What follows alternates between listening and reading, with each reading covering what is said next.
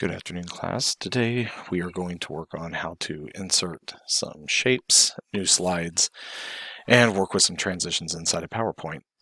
So to start with, we already have PowerPoint opened with a blank presentation. We are going to go ahead and go to Design, and we're going to change our theme.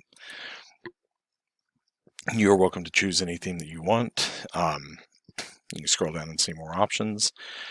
I'm actually going to change it to Vapor Trail. And we should have it pop up here just like so. We're going to start with adding a title. We're going to just call this PowerPoint How-To. Subtitle is going to be Inserting Shapes, Transitions. I better capitalize that. And new slides. So we're going to start by adding a new slide. To do that, we have to go to the Home tab. And you'll see the new slide option here. What we're going to do first is we're going to select a title-only slide. Yeah, we've got that. And on this side, we're going to make the title Shapes. So we're going to start by inserting a shape. And in this case, we're going to insert a lightning bolt. Draw it out about like so.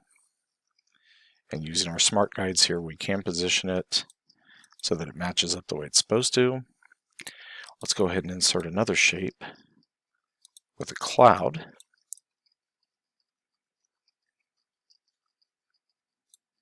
And we're actually going to change the shape's color of this to blue, accent 6. And then we're going to insert one more shape, which will actually be the sun. And we're going to shape fill that with gold accent 3. So that is how you insert shapes inside of PowerPoint. We're actually going to resize this up to 3 inches by 3 inches. And you do that. When you click on it, under Shape Format, you can see the sizing bar right here. So, last thing we're going to do here is a transition. In this case, we're going to expand it out. We are going to select Switch. We'll apply that to all slides. And now, if we preview that, you can see that is what our transition would look like. So that is how you do inserting shapes, transitions, and new slides inside PowerPoint. Hope that helps.